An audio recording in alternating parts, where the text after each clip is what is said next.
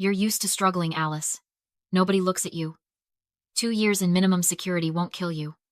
We'll pay you when you get out. My father slid the dossier across his desk like he was ordering lunch, not demanding I go to prison.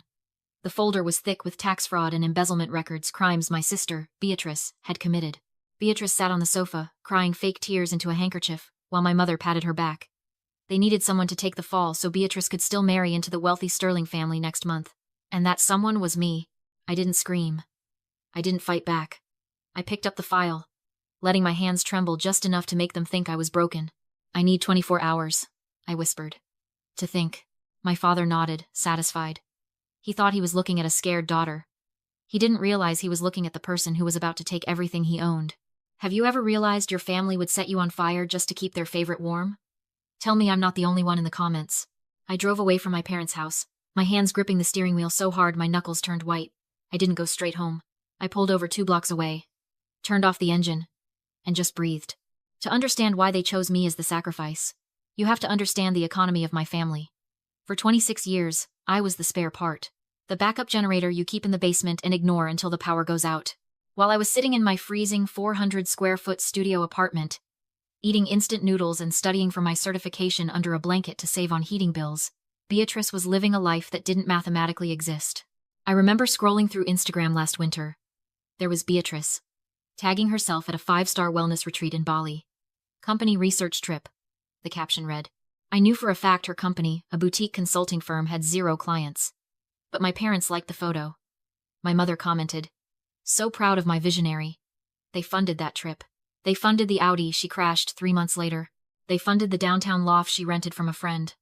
They poured every ounce of their financial blood into keeping Beatrice inflated, terrified that if they stopped, she would collapse. And me? To Arthur and Martha, I was a data entry clerk.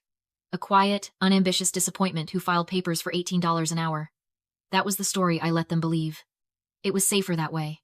In reality, I am a senior forensic auditor for one of the most aggressive litigation firms in the state. My job isn't typing numbers. It is hunting them.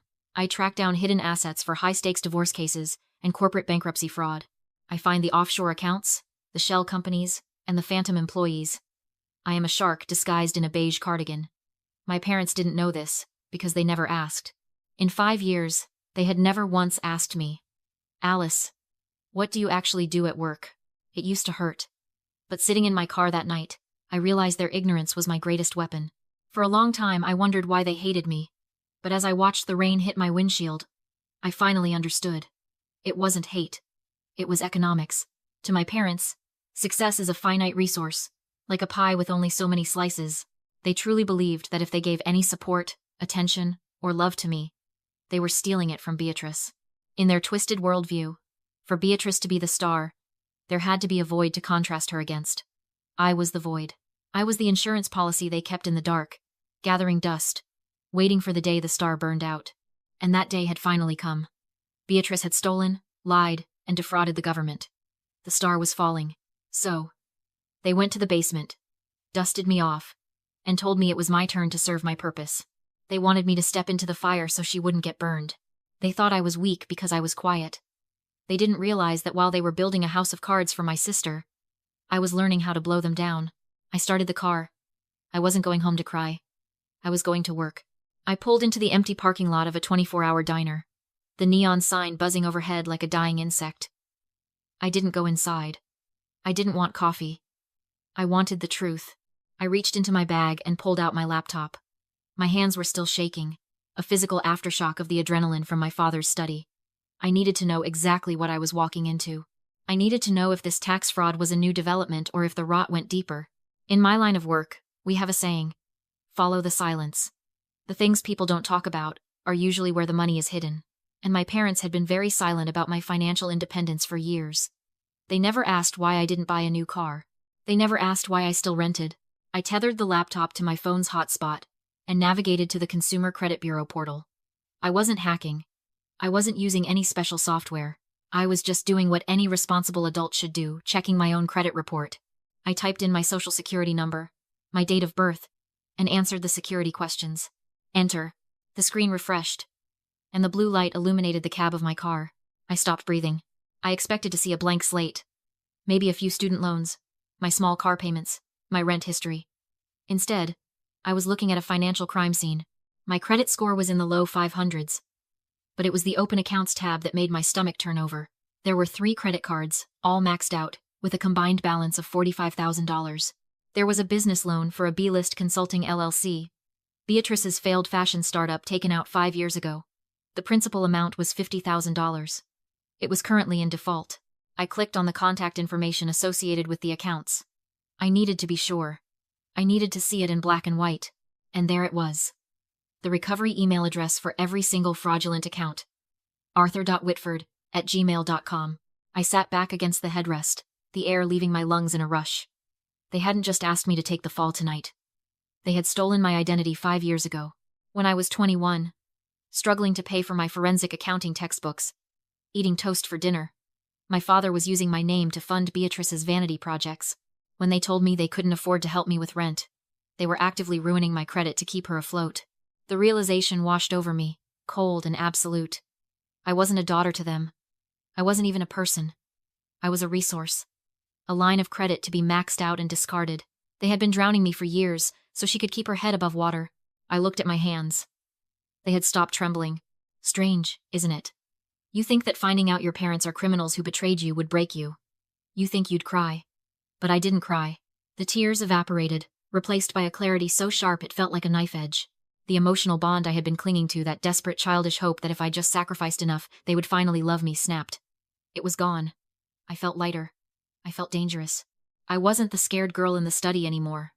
I was the auditor. And I had just found the discrepancy that was going to bring the whole company down. I closed the laptop. I didn't go home to sleep. I had work to do. If they wanted me to own their crimes, fine. I was going to own everything else too. I went into the office early. Not my actual office. I couldn't risk anyone seeing me on the company server running personal searches. I went to my war room, a 24-hour co-working space I used for freelance consults. I didn't sleep. I audited. I pulled the filings for B-list consulting, the company attached to the defaulted loan in my name. Because my social security number was listed as the guarantor, I had legal access to the account history. I downloaded 5 years of statements and started building the flowchart. It wasn't just incompetence. It was looting. Beatrice had raised $250,000 from angel investors, friends of the Sterling family, mostly promising a revolutionary fashion app that didn't exist. The money hit the business account and immediately bounced out. I traced the transfers. $10,000 to a luxury travel agency, $5,000 to a Porsche dealership, $15,000 to a contractor for office renovations, which, upon a quick cross-reference with property records, turned out to be the address of my parents' house. They weren't just covering for Beatrice's mistakes. They were on the payroll. Arthur had been skimming off the top of his daughter's fraud to pay for his country club dues and premium cigars. They were a closed ecosystem of greed, feeding off each other and using my credit score as the fertilizer. I sat back, staring at the glowing screen. The sun was coming up, painting the city in gray light. The legal part of my brain knew I was in trouble. If I went to the FBI right now, the paper trail would be messy. My name was on the loans. My credit was the foundation. Arthur would claim I was the mastermind, the silent partner, and that he and Beatrice were just victims of my schemes. With their social standing and my lack of resources, a jury might just believe them. I needed leverage. I needed something that would force them to destroy themselves. I needed them to hand me the knife. I looked at the asset column on my parents' ledger. It was short. They had drained their retirement accounts. They had maxed their own credit cards. The only thing they had left, the only thing of real value, was the house. A stunning, 4-bedroom colonial in the historic district, appraised at $1.5 million. It was their pride, their status symbol, the stage for all their performances of the perfect family. And because they had bought it 20 years ago, it was almost paid off. I opened a new browser tab. I wasn't going to report them. Not yet. I was going to liquidate them. I navigated to the Secretary of State website for Wyoming. Wyoming is special. It's one of the few states that allows for a completely anonymous LLC. You don't have to list the members. You don't have to list the managers. It is a black box. I registered a new company, Nemesis Holdings LLC. I paid the expedited filing fee. Then, I drafted a document. It was a quitclaim deed, a legal instrument used to transfer property quickly, usually between family members. It stated that Arthur and Martha Whitford were transferring 100% of their property rights to Nemesis Holdings LLC for the sum of $10. I printed the document. It looked innocent. Just 3 pieces of paper that would turn my parents into tenants in their own home. Next, I scrolled through my contacts until I found Sarah. Sarah was a mobile notary I'd used for a few high-end foreclosures. She was professional, discreet, and expensive. "Sarah," I said when she picked up. "I have a signing tonight at my father's house. It's sensitive. Asset protection structure. I need you to be there at 8 p.m. sharp. Don't ask questions, just verify IDs and stamp the papers." "Standard rate plus rush fee?" she asked. "Double it," I said. "And Sarah?" "Once the papers are signed, leave immediately." "Understood." I hung up and looked at the stack of papers on the desk. The fraud evidence in one pile, the trap in the other. They wanted me to save them. They wanted me to fix the mess Beatrice made so they could keep pretending to be royalty. I grabbed my bag. I was going to give them exactly what they wanted. I was going to save them. And it was going to cost them everything they had.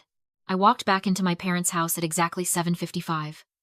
The mood in the study had shifted from aggressive to impatient. They weren't worried about me.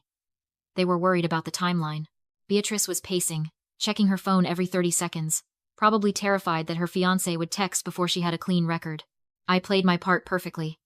I had spent 26 years learning how to be the person they wanted me to be. Scared, submissive, and helpful.